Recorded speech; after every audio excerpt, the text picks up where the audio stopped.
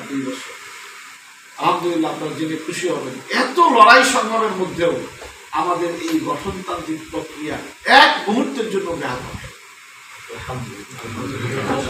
এবং আমাদের আমিরে জামাতের নির্বাচনের জন্য সারা বাংলাদেশের রোকনদের ভোট লাগে। আমরা বাড়ি বাড়ি দিয়ে ভোট নিয়েছি, কিন্তু আমরা গঠনতন্ত্রের ব্যর্থ হইনি। এখন আমরা চলেছি। তো সেই গঠনতান্ত্রিক নিয়ম অনুযায়ী 25-26 আমাদের একটা সেশন।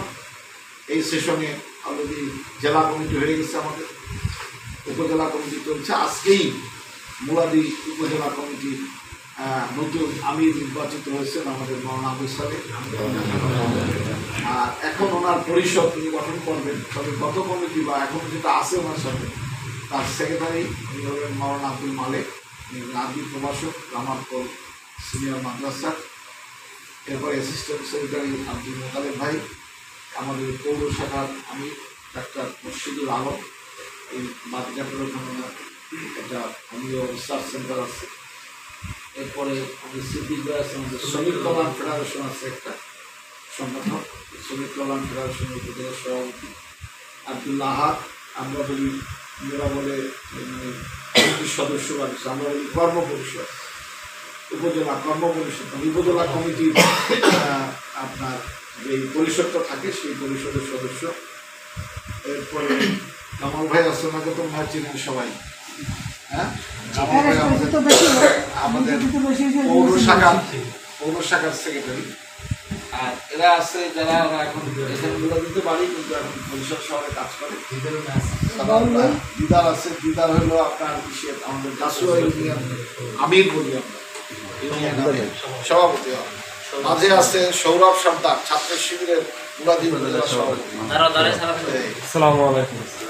আর তো সানাউল্লাহ সাজিদ শিবিরের জেলা সভাপতি ছিল। এখন আমাদের শহরে মহানগরীতে শ্রমিক কল্যাণ ফেডারেশনের একটা থানার দায়িত্ব পালন করতো। আর এই রাবার দুই ভাই সাইফুল ইসলাম সাইফি, সে হলো সাংস্কৃতিক অঙ্গনে কাজ করে। এই জেলার আমাদের সাংস্কৃতিক যে গ্রুপ আছে সেই গ্রুপে কাজ করে, ভালো কণ্ঠ। আপনারা চাইলে একটা গান শুনে রাখতে পারেন।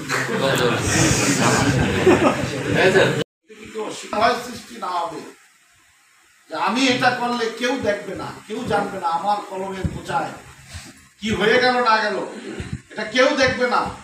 কিন্তু একটা লাইটকে তো, একটা ক্যামেরাকে তো আমি বন্ধ করতে পারবো না। সেই ক্যামেরা স্বয়ং আল্লাহ তাআলার ক্যামেরা। কিরামান কাতিবিন ইয়ালামুনা মা তাফআলুন। দুজন সম্মানিত লেখক, তুমি যা করো তাই লেখো। সুতরাং এই লেখা একদিন আমাকে আমার সামনে পেশ করা হবে, সেদিন আমাকে আল্লাহর কাছে জবাবদিহি করতে হবে। এবং সেই জবাবদিহিতার আলোকে আমার জন্য হয় ভালো জায়গা অথবা খারাপ জায়গা, দুটো জায়গার একটা জায়গা নেই। এই যে মানুষের এই চিন্তাটা যদি মানুষের মধ্যে জাগ্রত হয়, তাহলে পরে সে অন্যায় থেকে ফিরতে পারে।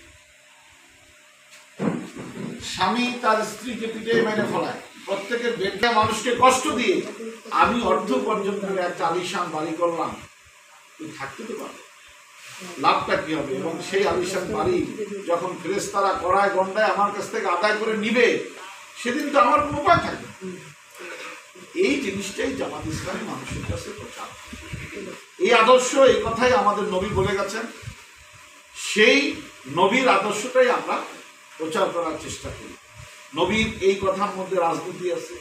তিনি রাষ্ট্রপ্রধান ছিলেন, তিনি অর্থনীতির বিধান দিয়েছেন, তিনি যুদ্ধ করেছেন, তিনি দেশ জয় করেছেন, তিনি মক্কা বিজয় করেছেন, তিনি মানুষকে পরিচালনার জন্য নানাবিধ কথা বলেছেন। মানুষের শবে সাদেক থেকে সূর্যাস্ত পর্যন্ত, সূর্যাস্ত থেকে শবে সাদেক পর্যন্ত গোটা সময়টা কিভাবে চলবে এই বিষয়ে তিনি কথা বলেছেন। আমরা তাকে যারা অনুসরণ করব, তার প্রত্যেকটি কথা জাতির দর্পণ বলা হয় আপনাদেরকে, জাতির আয়না। এই জাতির উন্নয়নের জন্য বিভিন্ন মতবাদগুলো দেখা হয়েছে। এই মতবাদ জাতির কোনো শান্তি এনে দিতে পারে। ডিজিটাল নিরাপত্তা আইন হয়েছে, সাইবার অ্যাক্ট হয়েছে, এসিড নিক্ষেপে মৃত্যুদণ্ড হয়েছে। এসিড মারা তো কমে না,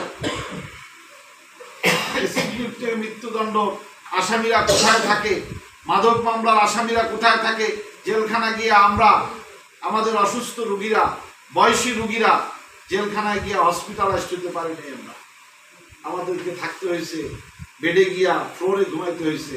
কিন্তু বড় মারক সম্রাট যারা জেল কর্তৃপক্ষকে হাজার হাজার টাকা দিতে পারছে, তারা হসপিটালের সুবিধা নিয়ে সেখানে যেদিনকার ওনারা আবার ভিজিট করতে গেছে সব বাইরে নামাই দিয়েছে, পুরা রুমের ভিতরে একজন রুগী অথবা রুগী এইখান থেকে নিয়ে তখন ওই জায়গায় বসায় গেছে। এই তো জেল। তাহলে এদেশে অন্যায়কারীকে জেলখানার মধ্যেও যেখানে শাস্তি দেওয়া হবে সেখানেও আরামে রাখা হয়, সেই জাতির উন্নতি হবে কি বলে? আমরা দেখেছি 8,000 পিস ইয়াবা সহ গ্রেপ্তার হয়েছে, সাথে সাথে মেডিকেল হয়েছে। আর আমরা তো পারি নাই, আমাদেরকে মেডিকেলে একবার উঠাই 3-4 দিনের মাথায় নামাই দিত। এরপর আর মেডিকেলে যাই ভাই, এই অপমান হওয়ার সাথে বাইরে থাকা ভালো। আমাদের বিএনপির মহানগর সভাপতি এই যে হ্যাঁ মনিরুজ্জামান ফারুক ভাই, তার মতো বয়সী লোক, তা আমাদের থেকে অনেক সিনিয়র মানুষ, মেডিকেল দেয়নি। কিন্তু মাদক মামলা, এই মুনাদির একটা ছেলে ছিল, তার বান্ধবীকে হত্যা করছে, সেই ছেলে মেডিকেলে আছে, তার বাবা পয়সা দেয়, সে তো অনেক খায়, ঘুরে ঘুরে বিড়ি খায়, সব কিছু আছে চলছে। তাহলে এই অন্যায়কারীরা ওখানে গিয়ে আরো স্বস্তিতে থাকে, হ্যাঁ, তারা সেখানে গিয়ে আরো ভালো থাকে, ভালো খায়। আমরা যারা নির্দোষী ছিলাম আমাদেরকে ওখানেও কষ্ট করতে হয়েছে। আমরা চাই সুশাসন। সুশাসন চাইতে হলে এই অন্যায়ের বিরুদ্ধে আমাদের একটি বিপ্লব সৃষ্টি। আপনারা সেই যোদ্ধা, আপনাদের মাধ্যমে আমরা জাতির কাছে মেসেজগুলো পৌঁছাতে আপনাদের সহযোগিতা চাই। আপনারা দেশকে ভালো করার জন্য, আপনারও বিবেক আছে, আপনি চিন্তা করে দেখেন কারা পারবে। কি হইলো, 5ই আগস্ট হয়ে গেল, তারপরে দেশের মধ্যে এখনো তো স্বস্তি নাই।